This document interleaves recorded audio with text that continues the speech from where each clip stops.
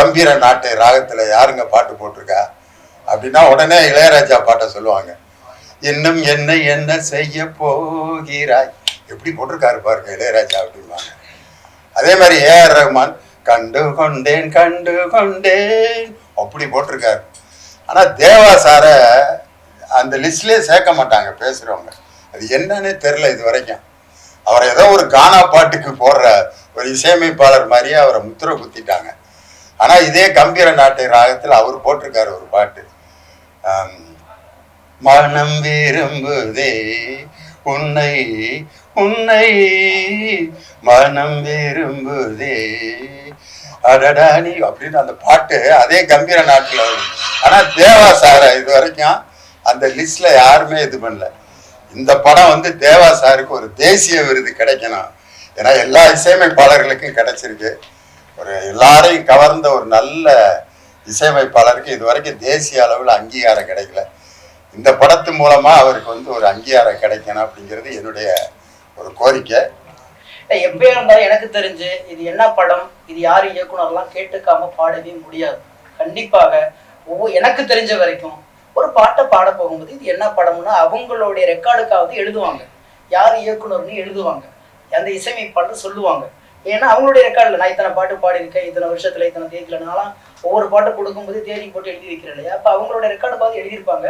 இப்போ அதை நான் பார்க்கவே இல்லை அப்படிங்கும்போது ஒருவேளை அவர்கள் கவனக்குறைவால நிறைய வேலை இப்படி பண்றாங்களோ என்னன்னு தெரியல. மேபி அது என்னன்னா அவங்க தான் முடிவு பண்ணணும். இசையமைப்பாளர் தான் அதுக்கு பதில் சொல்லணும். உங்களுக்கு நான் சொன்னனே அப்படின்னு இயக்குனர் பதில் சொல்லணும். அதுக்கு அவங்க பதில் பேச அவங்க எல்லாருமே பேசிட்டு இருக்காங்கன்னு நினைக்கிறேன் ஊடகத்துல. அதை நம்ம பேசாம இருக்கிறது நல்லதுன்னு நினைக்கிறாங்க.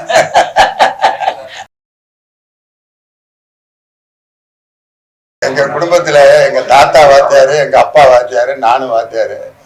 என் மகனையும் வாத்தியார் ஆக்கி அல்லது ஒரு பேச்சாளர் ஆக்கிறத விட ஒரு புது ஃபீல்டில் வரணும் அப்படின்னு எனக்கு ஒரு ஆசை. அதுவும் ஒரு சேலஞ்சிங்கான ஃபீல்டில் போய் அவன் நீச்சல் அடித்து ஜெயிக்கணும் அப்படின்னு நான் விரும்புகிறேன்.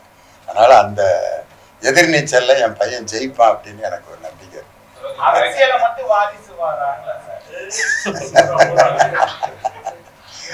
அது வேணாம், மாண்புமிகு பறையோட என்னோட வணக்கத்தை தெரிவித்துக் கொள்கின்றேன். சற்று காலதாமதம் ஆனதுக்கு உங்களிடம் நான் மன்னிப்பு கேட்டுட்டு இந்த இது உரையை ஸ்டார்ட் பண்றேன். ஃபர்ஸ்ட் ஆஃப் ஆல் நான் இந்த மாண்புமிகு பறை படத்தோட இயக்குனர். என்னோட நேம் விஜய் சுகுமார்.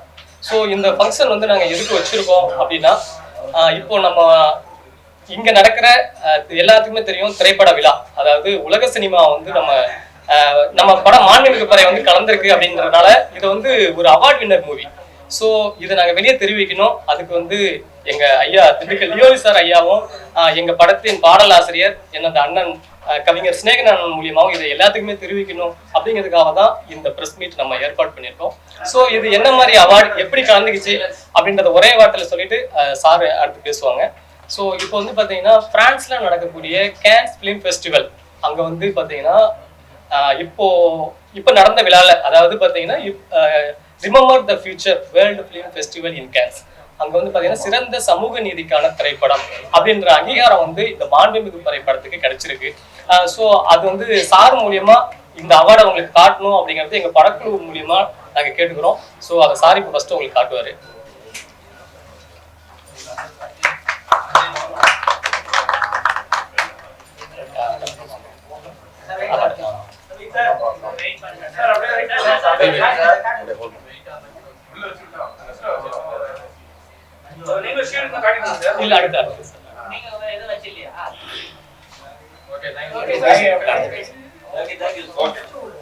அடுத்து இத்தாலியில் நடைபெற்ற ஓதிஸ்மஸ் பிலிம் ஃபெஸ்டிவல் உள்ளூர் கலாச்சாரம் அண்ட் உள்ளூர் அடையாளம் அப்படின்ற பிரிவிலையும் நமக்கு அவார்ட் வின்னர் கொடுத்திருக்காங்க. அது அண்ணன் பாடலாசிரியர் எங்க அண்ணன் சினேகன் உங்களுக்கு காட்டுவார்.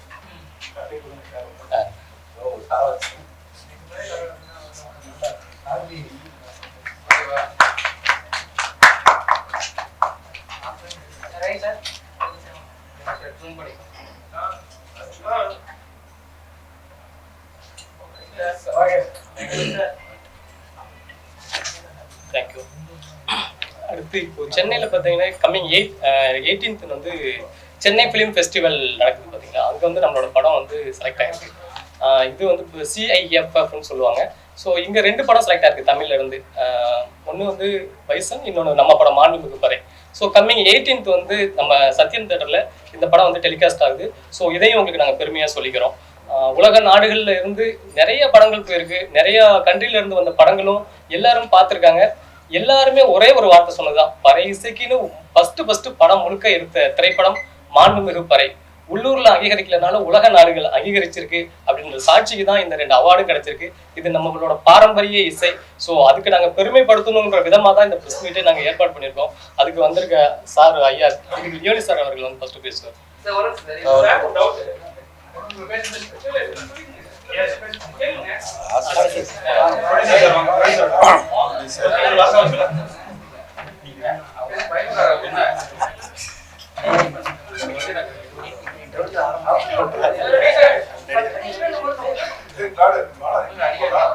ஓகே, எல்லாருக்கும் வணக்கம்.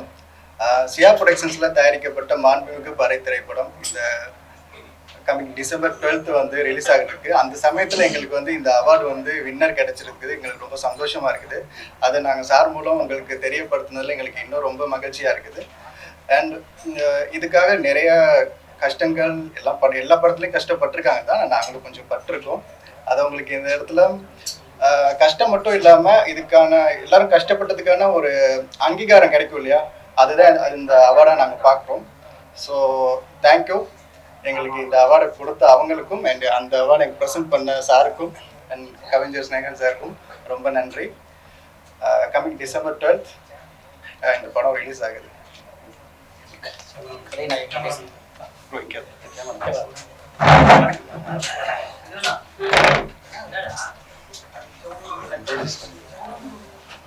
கொளஞ்சிக்குமார் இந்த படத்தோட ஒளிப்பதிவாளர். இந்த படம் கேன்ஸ்ல வெற்றி அடைஞ்சிருக்கு. கொளஞ்சிக்குமார் இந்த படத்தோட கேமராமேன். இந்த படம் கேன்ஸ்ல வெற்றி அடைஞ்சிருக்கு. அது உங்களோட ஷேர் பண்ண வந்திருக்கோம். Coming 12th release. ஐயா அவர்கள், கவிஞர் அவர்கள் இதை வந்து உங்களுக்கு அறிவுறுத்துவாங்க. இந்த உலக நாளில் கிடைச்ச அங்கீகாரத்தை நம்ம உள்ளூர்லேயும் கிடைக்க நீங்கள் முழு சப்போர்ட் பண்ணுங்கள். கம்மிங் 12th மக்களில் கொண்டு போய் சேர்க்குற மிகப்பெரிய பொறுப்பு உங்களுக்கு இருக்குது. நிச்சயமாக எங்களுக்கு உதவின்னு நம்புகிறேன். தேங்க்யூ.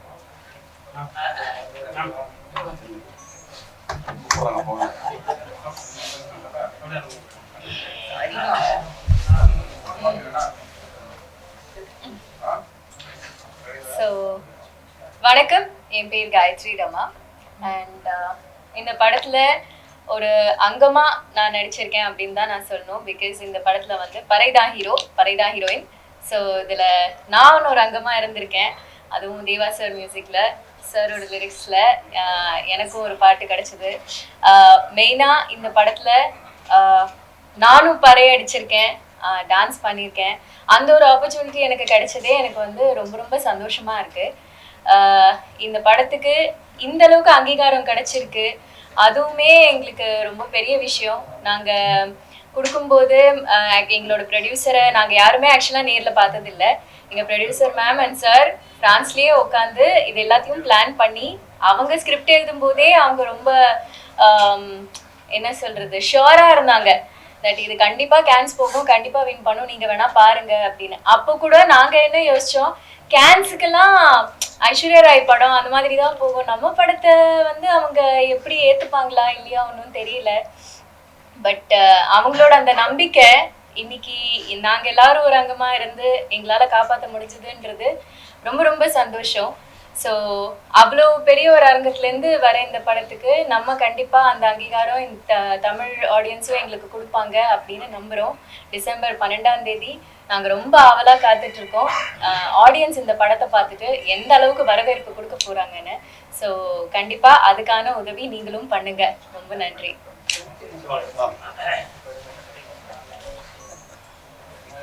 Sorry sir.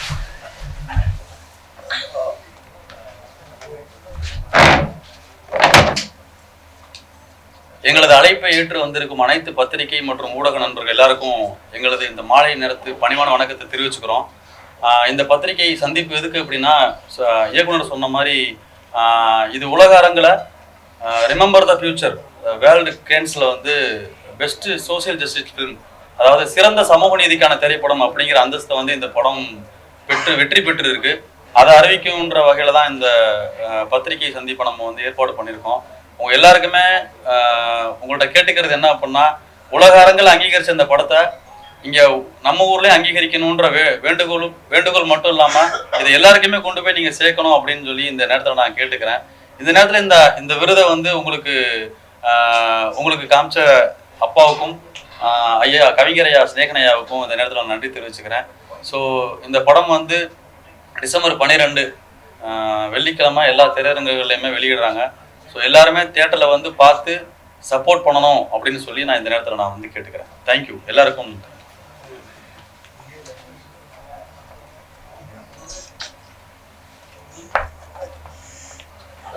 எல்லாருக்கும் வணக்கம்.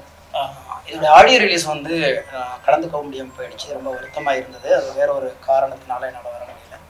ஆனால் அந்த ஆடியோ ரிலீஸில் வந்து இந்த பறையை பற்றியும் இந்த படத்தை பற்றியும் நிறைய பேர் பேசுனதை கொண்டு போய் நீங்கள் எல்லா மக்கள்கிட்டையும் கொண்டு போய் சேர்த்துருக்கீங்க. அதே மாதிரி தான் இந்த விருது பெற்ற இந்த ஒரு சின்ன படம். இது என்ன சொல்ல போனால் ரொம்ப பொருளாதாரத்துலேயும் சரி, ஆர்டிஸ்டும் சரி, டெக்னீஷியனும் சரி, எளியவர்களாக சேர்ந்து வலிய ஒரு கருத்தை வந்து முன்னிறுத்தி பண்ண இந்த விருது பெற்றதையும் நீங்கள் எல்லோருக்கிட்டையும் கொண்டு போய் சேர்க்கணுங்கிறதுக்காகத்தான் உங்களை அழைச்சோம்.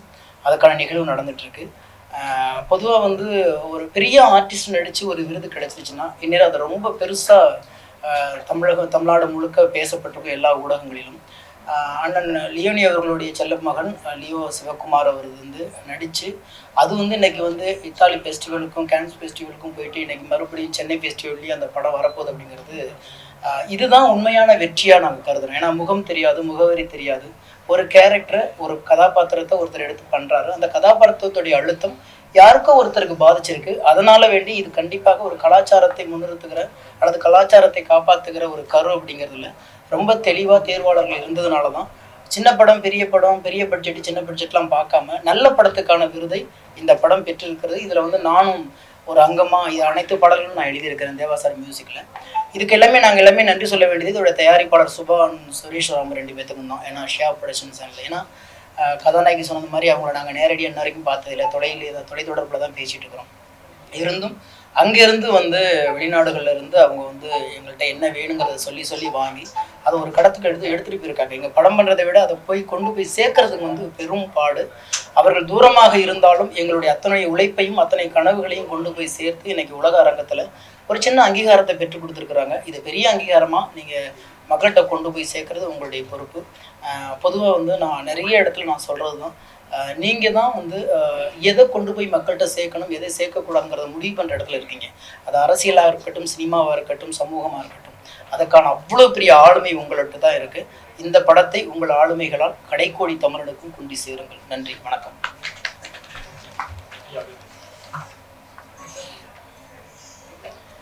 அனைத்து பத்திரிகை மற்றும் ஊடக நண்பர்கள் அனைவருக்கும் என்னுடைய பணிவான வணக்கம்.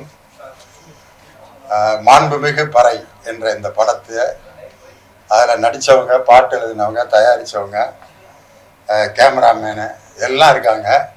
உனக்கு என்ன இங்கே வேலை அப்படின்னு நினைக்கலாம்.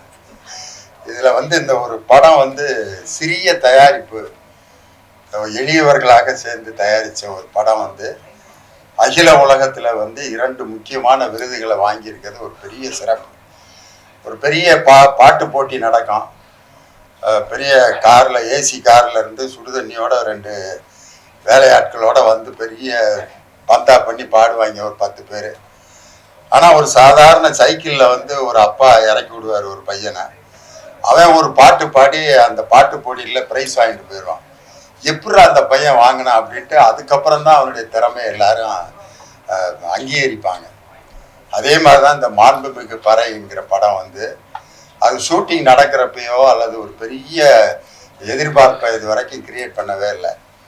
ஆனால் இதுக்கு வந்து உலக அளவில் இப்படி ஒரு அங்கீகாரம் கிடைச்சிருக்கிறது உண்மையிலே பெரிய பெருமை. அது அதில் வந்து என்ன, இந்த படத்தினுடைய மிகப்பெரிய ஒரு சிறப்பாக நான் என்ன நினைக்கிறேன் அப்படின்னு சொன்னால், இதுக்கு இந்த ஆடியோ லான்ச் நடந்த சமயத்தில் விடுதலை சிறுத்தைகள் கட்சியினுடைய தலைவர் தொல் திருமா வந்து அதில் கலந்துக்கிட்டு பேசினார்.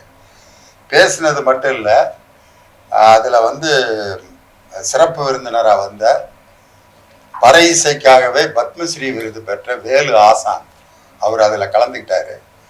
அவர் ஒரு 10 நிமிஷம் அந்த இடத்துல பெர்ஃபார்ம் பண்ணார். நீங்கள்லாம் பார்த்துருப்பீங்க. மக்களை எல்லாரையும் அந்த பறை இசையோட இன்வால்வ் பண்ணி எல்லாரும் சேர்ந்து அந்த பறை இசைக்கு வாழ்த்து சொல்கிற மாதிரி அந்த பெர்ஃபார்மன்ஸை ஒரு 10 நிமிஷம் அழகாக பண்ணார். இதை பார்த்துட்டு அடுத்த நாள் வந்து மாண்புமிகு முதலமைச்சரை நம்ம தொல் திருமா அவர்கள் சந்திக்கும் பொழுது வேலு ஆசான் வந்து ஒரு கோரிக்கை வச்சுருந்துருக்காரு. இந்த பறை இசைக்காக ஒரு பள்ளி நடத்தணும், பயிற்சி பள்ளி. அதுக்கு வந்து நீங்கள் ஒரு இடம் கொடுக்கணும். வேலு ஆசான் வந்து பத்மஸ்ரீ விருது வாங்கியிருக்காரு. இவ்வளோ ஒரு அருமையான ஒரு ட்ரெயினரை நம்ம பயன்படுத்தணும், இந்திய அரசே அங்கீகரித்த ஒருத்தரை நம்ம பயன்படுத்தணும் அப்படின்னு சொல்லி கேட்ட உடனடியாக மாண்புமிகு முதலமைச்சர் மதுரை பக்கத்தில் இருக்கக்கூடிய வளையங்குளம் அப்படிங்கிற ஒரு இடத்துல ஒரு இடத்தை உடனே அதை தேர்வு செஞ்சு அந்த பயிற்சி பள்ளிக்காக வழங்கியிருக்காருங்கிற ஒரு நல்ல செய்தி அந்த நேரத்தில் சொல்கிறேன். இந்த ஒரு பயிற்சி பள்ளி உருவாகிறதுக்கு காரணமே இந்த மாண்புமிகு பறைங்கிற இந்த படம் தான் காரணம். அதனால் 2 விருதுகள் வாங்கினது மட்டும் இல்லாமல் பறை இசைக்கான ஒரு பயிற்சி பள்ளி இந்த படத்தினால உருவாக போகுது அப்படிங்கிறது ஒரு பெரிய சிறப்பு. இதில் வந்து ரொம்ப கவிஞர் சிநேகன் வந்து அவர் எப்பயும் நம்ம தமிழ் பண்பாட்டுக்குன்னே பாட்டு எழுதுறதுல அவருக்கு ஒரு தனி முத்திரையை பதிப்பார். அவரவர் வாழ்க்கையில் 1000 மாற்றங்கள் அப்படிங்கிற ஒரு பாட்டு. இன்னைக்கு அதை பயன்படுத்தாத மேடை பேச்சாளர்கள் யாருமே இருக்க முடியாது. ஒரு கூட்டு குடும்பத்துக்கு கவிஞர் சிநேகன் எழுதின பாட்டு வந்து ஒரு பெரிய தேசிய கீதமாக இன்னைக்கு இருக்கு. அந்த அளவுக்கு அவர் எழுதியிருக்காரு ஒரு பாட்டு இந்த படத்தில். ஆதி சிவன் அடித்த பறையடா அப்படின்னு அந்த முதல் வரியே ரொம்ப அழகாக, அந்த தொடக்கமே ரொம்ப பிரில்லியண்ட்டாக தொடங்கியிருக்கு. அதில் தேனிசை தென்ற தேவா மியூசிக் போட்டிருக்கிறது வந்து இன்னும் ஒரு பெரிய சிறப்பு இந்த படத்துக்கு. ஏன்னா தேவா சார் வந்து ஒவ்வொரு கேட்டகரிக்கும் ஒரு பாட்டு போடுவார். ஆட்டோக்காரங்களுக்குன்னே அவர் போட்ட ஆட்டோக்காரன் பாட்டு தான் இன்னைக்கு வரைக்கும் ஆயுத பூஜையில் போடப்படுற முக்கியமான பாட்டு. அதே மாதிரி கோயம்பேடு மார்க்கெட்டில் ஒரு விழா நடந்துச்சுன்னா கொத்தவல் சாவடி லேடி நீ கோயம்பேடு வாடிங்கிற பாட்டு அந்த மார்க்கெட்காரங்களுக்குன்னே ஒரு பாட்டு. அதே மாதிரி லவ் ஃபெயிலியர் ஆனவங்களுக்கு அவர் பாடின அந்த பாட்டு கொடுக்குற ஒரு ஆறுதல் வேற எதுவும் கிடையாது. கவலைப்படாதே சகோதரா அப்படின்னு. அதே மாதிரி ஜாலியா பயல்கள்லாம் இருக்கிறதுக்காக அண்ணா நகரு ஆண்டாளு அயனாவரம் கோபாலு ஐசிஎஃப்ல எடுக்கிறாண்டா தண்டாலு மீனவர்களுக்காண்டிய போடப்பட்ட பாட்டு தான் சலோமியா. அதே மாதிரி அது மாதிரி ஒவ்வொரு தொழிலாளர்களுக்கும் அவர் ஒரு பாட்டு போட்டிருக்காரு. அது மாதிரி இந்த பாட்டு வந்து பறை இசை கலைஞர்களுக்குன்னு ஒரு ட்ரேட்மார்க் சாங் வந்து அதுவும் தேவாசாரே போட்டு இசையமைச்சிருக்கிறது வந்து இந்த படத்தோட ஒரு மிகப்பெரிய சிறப்பு. இதுவரைக்கும் வந்து ஒரு நல்ல பாட்டு அப்படின்னு சொன்னால் எம்எஸ் விஸ்வநாதன், இளையராஜா, ஏஆர் ரஹ்மான் இவங்களை தான் கோட் பண்ணுவாங்க. ஒரு ராகத்தில் இது கம்பீர நாட்டை ராகத்தில் யாருங்க பாட்டு போட்டிருக்கா அப்படின்னா உடனே இளையராஜா பாட்டை சொல்லுவாங்க. இன்னும் என்ன செய்ய போகிறாய் எப்படி போட்டிருக்காரு பாருங்க இளையராஜா அப்படின்வாங்க. அதே மாதிரி ஏஆர் ரஹ்மான் கண்டு கொண்டேன் அப்படி போட்டிருக்காரு. ஆனால் தேவா சாரை அந்த லிஸ்ட்லேயே சேர்க்க மாட்டாங்க பேசுகிறவங்க. அது என்னன்னே தெரில இது வரைக்கும். அவரை ஏதோ ஒரு கானா பாட்டுக்கு போடுற ஒரு இசையமைப்பாளர் மாதிரியே அவரை முத்திரை குத்திட்டாங்க. ஆனால் இதே கம்பீர நாட்டை ராகத்தில் அவர் போட்டிருக்காரு ஒரு பாட்டு. மனம் விரும்புதே உன்னை உன்னை மனம் விரும்புதே அடடானி அப்படின்னு அந்த பாட்டு அதே கம்பீர நாட்டில் வரும். ஆனால் தேவா சாரை இது வரைக்கும் அந்த லிஸ்ட்ல யாருமே இது பண்ணல. இந்த படம் வந்து தேவா சாருக்கு ஒரு தேசிய விருது கிடைக்கணும். ஏன்னா எல்லா இசையமைப்பாளர்களுக்கும் கிடைச்சிருக்கு. ஒரு எல்லாரையும் கவர்ந்த ஒரு நல்ல இசையமைப்பாளருக்கு இது வரைக்கும் தேசிய அளவில் அங்கீகாரம் கிடைக்கல.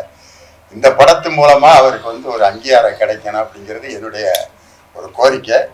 அதனால இந்த படத்தை வந்து வெளிநாட்டிலே இருந்து இந்த ஊருக்கு வராமையே கரஸ்பாண்டன்ஸ் கோர்ஸ்லேயே படித்து 5 டிகிரி ஒருத்தன் வாங்கின மாதிரி பிரான்ஸ்ல இருந்துக்கிட்டே இந்த படத்தை தயாரிச்சிருக்கிறாங்க. ஆனால் இங்கே வந்து எக்ஸிக்யூட்டிவ் ப்ரொடியூசராக இருந்து அவர் முரளி இருந்து எல்லாத்தையும் ஒருங்கிணைச்சு இந்த படத்தை ரொம்ப அழகாக உருவாக்கியிருக்காங்க. அவர் விஜய் சுகுமாரன் ஒரு இளம் டைரக்டரு. இந்த ஒரு கான்செப்டை எடுத்ததுக்கே அவரை உண்மையிலே பாராட்டணும். பறை அப்படிங்கிற ஒரு இசைக்கருவியை வந்து எல்லாரும் சாவுக்கு அடிக்கிறதுக்கு தான் அதை இது பண்ணுவாங்க. அந்த இசைக்கலைஞர்களும் பார்த்தீங்கன்னா எங்கேயாவது வாசித்துட்டு எல்லாத்திட்டையும் காசு அப்படியே கேட்டு ஒரு 50 ரூபா 100 ரூபா வாங்கி அப்படி காதில் சொல்லிக்குவாங்க, இல்லாட்டி பாக்கெட்டில் வைப்பாங்க. அப்படி இருந்த ஒரு பறை இசைக்கு பத்மஸ்ரீ அவார்டு கொடுத்த மத்திய அரசுக்கு உண்மையிலே நான் பாராட்டு தெரிவிச்சுக்கிறேன். அதில் அந்த பறை இசையை மாண்புமிகு பறைன்னு அந்த தலைப்பு கொடுத்ததே ஒரு பெரிய விஷயம். பெரிய அரசியல் தலைவர்களுக்கு, முதலமைச்சருக்கு, கவர்னருக்கு, பிரதமருக்கு தான் மாண்புமிகுங்கிற வார்த்தையை போடுவான்.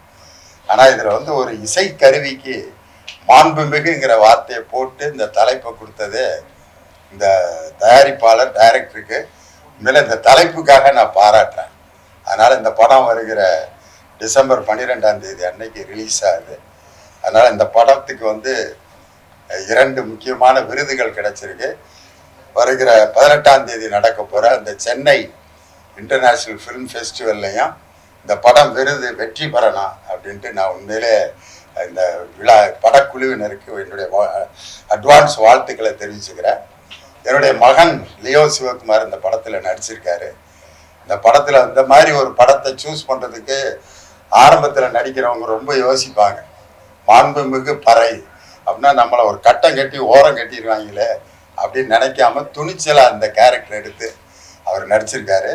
அதே மாதிரி ஹீரோயின் ஒரு பறை இசை வாசித்து ஆடுறதுக்கு இன்னைக்கு இருக்க ஹீரோயின்லாம் தயாராக இருக்க மாட்டாங்க. இன்னொன்று இந்த ஹீரோயின் எனக்கு ரொம்ப பிடிச்சது, தெளிவாக தமிழ் பேசுகிறாங்க. தமிழ் தெரியாத மாதிரி பேசினா தான் அவங்கள ஹீரோயின் அப்படின்னு ஒத்துக்கிடுவாங்க. ஆனால் இவங்க ரொம்ப அழகாக தமிழ் பேசி ஒரு கிராமத்து பெண்ணாக, ஒரு பறை இசை கலைஞனுக்கு ஒரு காதலியாக, மனைவியாக, அதுவும் கிளைமேக்ஸில் ரொம்ப அருமையாக நடிச்சிருக்காங்கன்னு சொல்கிறாங்க. இன்னும் நான் படம் பார்க்கல. அதனால் இந்த என்டையர் டீமுக்கு என்னுடைய மனமார்ந்த வாழ்த்துக்களை சொல்லி இந்த படத்தை ரொம்ப அருமையாக நீங்கள் மக்கள்கிட்ட கொண்டு செல்லணும்னு இங்கே வந்திருக்கக்கூடிய ஊடகவியலாளர்கள், பத்திரிகையாளர்கள் அனைவரையும் அன்போடும் பாசத்தோடும் கேட்டுக்கொள்கிறேன். நன்றி, வணக்கம். மத்திய அரசுக்கு பாராட்டு அப்படின்னு பொதுவாக திமுக மத்திய அரசுன்னு சொல்ல மாட்டாங்க, ஒன்றிய அரசு தான் சொல்லுவாங்க. என்ன காரணம்? இது அரசியல் மேடை இல்லை.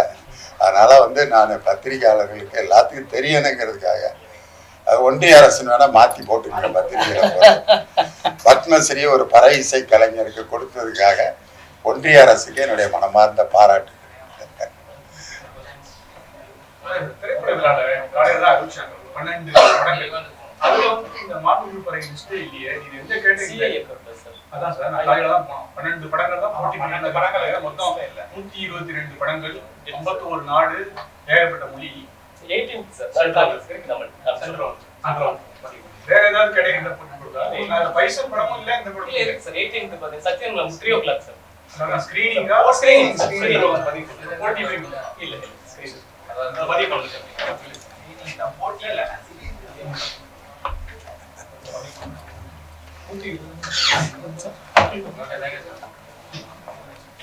ஃபார்வர்ட் பண்ணுங்க.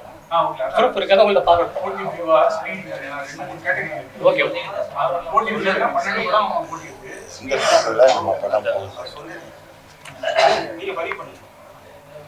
போட்டிலயே இருக்கு, ஸ்கிரீனிங்லயே இருக்கு. போட்டில என்ன இந்த வரேன். நான் காலையில தான் நாங்க எல்லாரும் போய் பார்த்துட்டு. Okay okay. மொத்தம் 12 படம் இருக்கு. அது பைசா படம் கூட இல்ல. பைசானா இல்ல, ஸ்கிரீனிங்ல செக் பண்ணிடுறேன் சார். காம்படிஷன் இல்லாம ஸ்கிரீன்ல இருக்கு.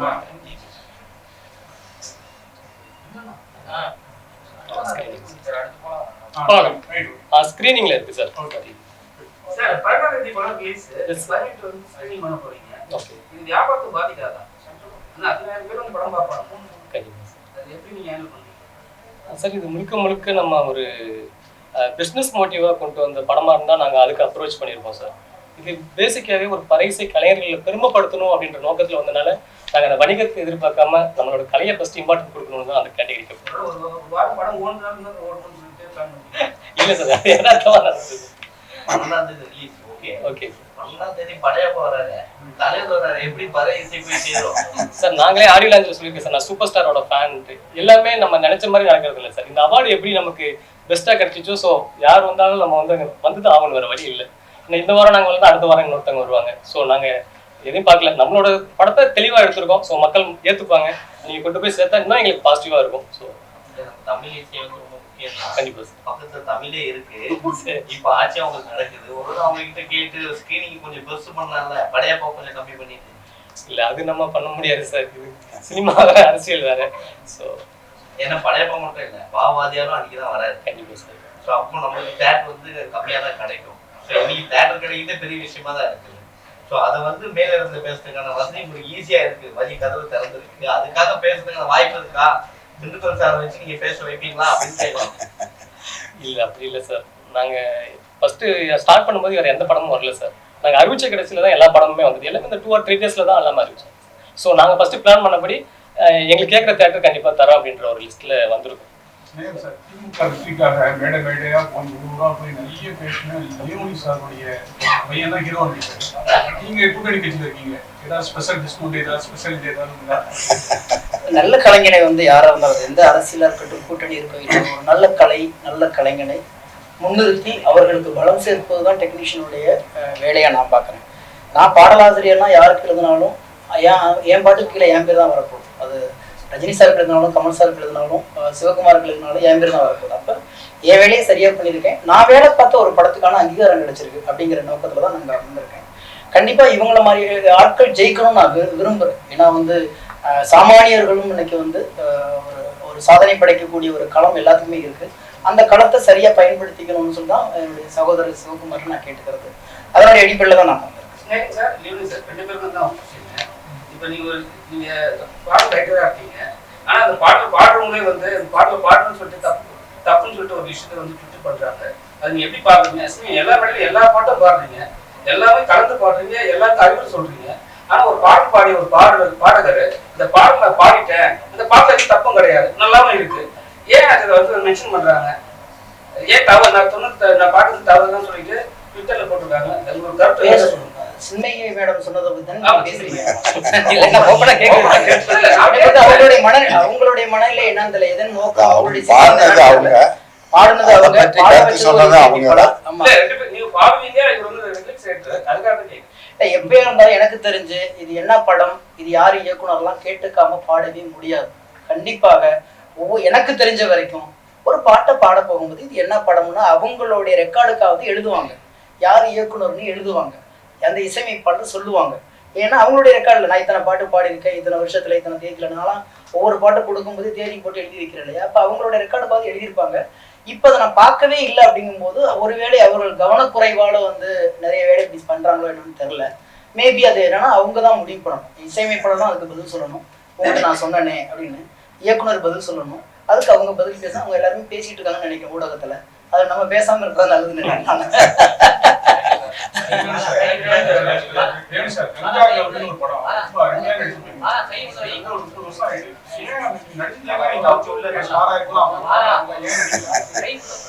அந்த கங்கா கௌரி படம் நான் நடிச்சது வந்து எப்படி ஒரு 20 வருஷத்துக்கு முன்னாடி. அதுக்கப்புறம் அந்த படம் வந்து என்னுடைய பெரிய ரசிகர் மாதேஸ்வரன் ஒருத்தர் தான் டைரக்ட் பண்ணாரு. அதே மாதிரி தயாரிப்பாளரும் குடியாத்தத்தில் இருக்க கங்கா கௌரி ப்ரொடக்ஷன்ஸ் அவங்களும் என்னுடைய ரசிகர். என்னை அந்த படத்தில் நடிக்க வைக்கணும்னு ஆசைப்பட்டு நடிக்க வச்சாங்க. அதுக்கப்புறம் பட்டிமன்றத்தினுடைய ஃபீல்டு ரொம்ப பிஸியாக நான் இருந்ததுனால அதுக்கப்புறம் வந்த வாய்ப்புகளும் சரியான வாய்ப்பு இல்லை. பாரில் உட்காந்து தண்ணி போடுற மாதிரி கேரக்டரு இதெல்லாம் வந்துட்டு நான் திரும்ப பள்ளிக்கூடத்தில் போய் பாடம் நடத்த முடியாது. பயில பூரா அந்த கேரக்டராக தான் என்னை பார்ப்பானுங்க. அதனால தான் நான் அந்த மாதிரி வந்த கேரக்டர் சினிமாவுக்கு இந்த வாத்தியார் வேலைக்கு இப்போதைக்கு சரியாக ஒர்க் அவுட் ஆகாது அப்படின்ட்டு. ஏன்னா நான் அடுத்த கிளாஸுக்கு போனோடனே தண்டல் பாண்டியன் வர்றாரான்னாங்க இந்த கங்கா கௌரி படத்தில் நடித்து முடிச்ச பிற்பாடு. நீ அடுத்து இது மாதிரி நடிச்சுட்டு இருந்தோம்னா நம்ம ஒன்று வாத்தியார் வேலையை ஸ்கிப் பண்ணோன்னா இல்லாட்டி நடிக்க போகணும் அப்படிங்கிற மாதிரி வர்ற நேரத்தில் வாத்தியார் வேலை இன்னும் கொஞ்ச நாள் பார்த்துட்டு அதுக்கப்புறம் நம்ம நடிப்போம் அப்படின்னு சொல்லி அதுக்கப்புறம் அந்த வாய்ப்புகளை எல்லாம் விட்டுட்டாங்க. ஈவன் ஏவிஎம் ப்ரொடக்ஷன்ஸ் தயாரித்த சிவாஜி படத்தில் ரஜினி சாருக்கு மாமனாராக நடிக்கிற கேரக்டரை கூட அந்த நேரத்தில் நான் வேணான்னு சொல்லிட்டேன். அந்த மாதிரி அதுக்கப்புறம் இப்போ ஒரு 2 படம் நடிச்சிருக்கேன். அது என்ன